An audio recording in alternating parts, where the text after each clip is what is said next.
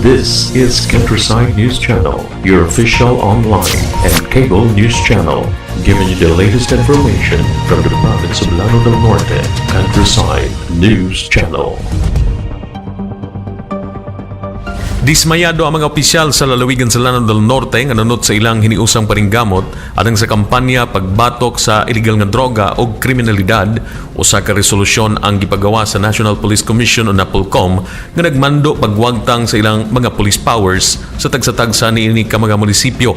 Alang kanila daw wala hatag igong gibugaton ang ilang gihimong tabang sa mga karihukan sa Philippine National Police. Isayran nga 7 ka mga Muslim governors sa Mindanao ug 132 ka mga mayores. 22 niini nagikan sa lalawigan sa Lanao del Norte ang gikuhaan sa nasangpit nga police administration sa NAPOLCOM sa rason nga wala daw kini gihimo pagbatok sa terorismo ug illegal drugs. The province of Lanao del Norte has been enjoying the fruits of the hard work of its previous leaders who diligently worked to maintain unity, peace, and order in the entire province, where Christians and Muslims not only strive together, but live harmoniously together.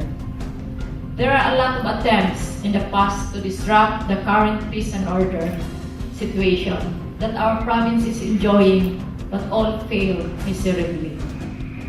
When the multi-terrorist group invaded the city of Marawi on May 23, 2017 and caused chaos in the city, I immediately called the members of the Provincial Peace and Order Council or the PPOC to convene and tackle on measures that we can do to avoid a spillover and protect our constituents.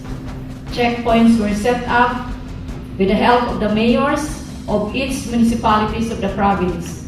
Security was intensified to ensure that no lawless elements, especially the multi-terrorist group members, can blend with the communities in our province, putting us in great risk. And intelligence gathering and sharing was made a primordial task to each of the mayor of the 22 municipalities of the province of Lanao del Norte to thwart any attempt to invade any part of our province.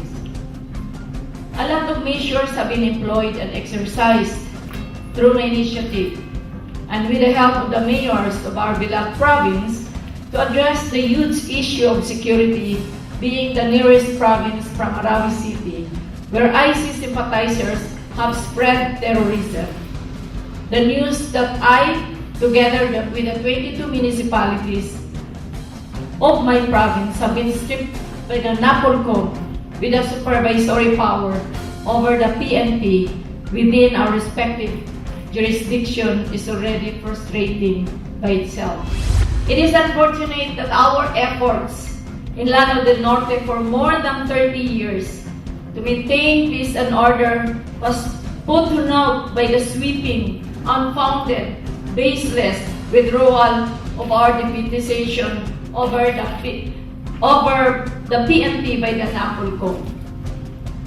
We in Lanao del Norte is proud to be one, if not the only province in the Philippines to forge true unity between Muslims and Christians, for we believe that unity will bring peace and peace will bring development.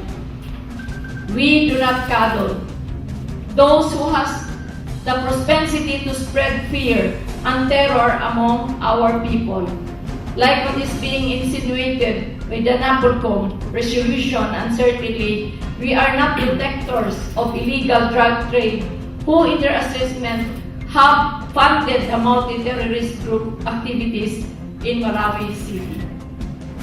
Be it noted that there have been no incidents of lawless activities in our province since Marawi City started. We even just celebrated the 58th Araw ng Lanao del Norte, the founding anniversary of our province, without any reported untoward incidents and that happened. Clearly, there was no basis for the NAPOLCOM to withdraw our deputization over the PNP, for we have exercised all measures and have preparations for as well as they can be made. Even the police provincial headquarters of the province of Lanao del Norte has this to say: in my honest view, the order was issued certainly without due process, careless, and a clear injustice in its ugliest form. Records of our PPOC convergence meetings, amongst other peace and order initiatives, will strongly attest to that. We had contingency plans in place and had regular signings, especially in Kauswagan and Linamon. In fact, we even had counter-terrorism seminar last April with Mr. Bonnie Polgo of NICA 10 as our guest speaker. Bidasit, I together with all the mayors of the province of Lanao del Norte call upon the NAPOLCOM, the DILG, and even our dear President to reconsider and revoke the resolution issued withdrawing our deputization over the PNP. For we believe we have exercised all our efforts not only in protecting our constituents but also in ensuring that we support the President in its fight against terrorism and the war on drugs. The accusation that we are supporting illegal drug trade, which may have in one or another supported the multi-terrorist group, is likewise unfounded. We cannot in any way support these activities, for my leadership believes that these activities will destroy the image of our province, the province I and my family work hard to establish. Our disappointment of the news that NAPOLCOM has stripped the local chief executives of Lanao del Norte over their supervision and control over the PNP in our locality. To reiterate the sentiments of the governor, I, as a representative of Congress, feel that that decision and the resolution has been haphazardly made and without due process.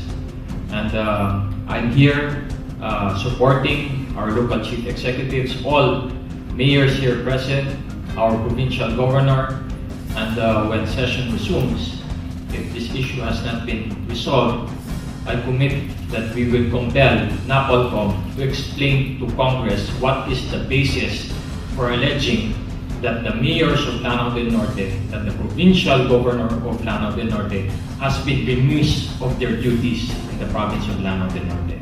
I don't believe that is true, and we will put it on public record that they are wrong in saying that there is rampant terroristic activities in Lanao del Norte because of our failure, that there is rampant thriving of the illegal drug trade in Lanao del Norte because of our failure, when in fact the opposite is what's happening in Lanao Norte. The police and the local chief executives are working hand in hand together to control peace and order in our province and to maintain the image of Northern Mindanao, Region 10, as one that is set differently from the autonomous region of Muslim Mindanao.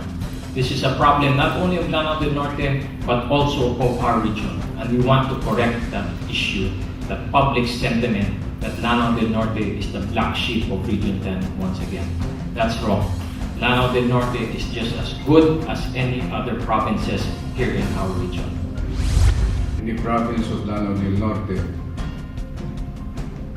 expressing our dismay of the unfounded resolution of the NAPOLCOM. And I am also forced to say that it is very unfortunate that we have the type of NAPOLCOM that have shown its kind in its resolution against the Muslim governors. First, what NAPOLCOM has shown to our country, to the entire world, is the bias against Muslims. The MNLF stood up because of this bias against Muslims. And we Muslims, majority of us, did not agree with the MNLF. my father, my family have opposed the MNLF for saying this. If you look at the resolution, they have picked only the Muslim governors. Even governors with majority Christians, they picked. Like for example, Governor Dimapuro of Lanao del Norte, where the Christians are about 65% and the Muslims only 35%. Why have they picked us Christians, us Muslims? Are they saying that we are bad? Are they saying that we are all ISIS?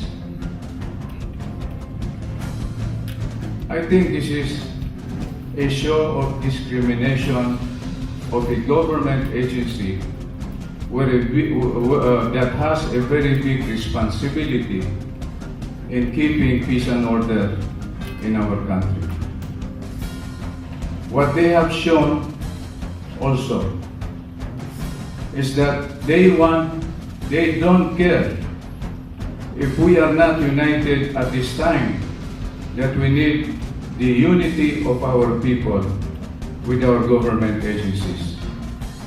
They want to break up the local government units from the Philippine National Police and even perhaps from the Philippine Army in this time of emergency for all of us, especially here in Mindanao and most especially in the provinces of Lanao. They are very incompetent. They have written the names of one governor who is no longer governor. They have written the names of mayors who are no longer mayors. They have written the name of a mayor who is already dead. What does this mean? It means it's either this is political, they just want to say this in order to destroy the personalities of some people like ours in the province of Lanao del Norte, or perhaps this is pure ignorance, pure display of incompetence. This is evidence that they have unfairly accused all of us without putting us through due process. This incompetence that they have shown is probably the reason why we see inefficiency in the Philippine National Police. If you look at the charter of the NAPOLCOM, they are responsible for the policies of the Philippine National Police. They recruit for the Philippine National Police. They judge who are qualified to be in the Philippine National Police. Not only that, they are supposed to follow through the performance of the Philippine National Police, each of them.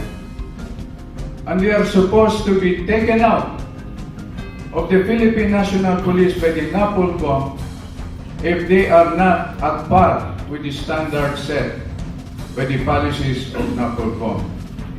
They are also responsible even for the uniform, arms of the Philippine National Police. It shows why we should not be blaming Bato for the inefficiency of the Philippine National Police. We should be blaming NAPOLCOM, the people who are there, not the commissioners and not the Philippine National Police chief, because they are only there for a few years. But the people in NAPOLCOM are there until they retire. They are failing us. They are very incompetent. And I am very sorry to say this and to find this out from this resolution that they have made against the Muslim governors. This is Countryside News Channel, your official online and cable news channel, giving you the latest information from the province of Lanao del Norte, Countryside News Channel.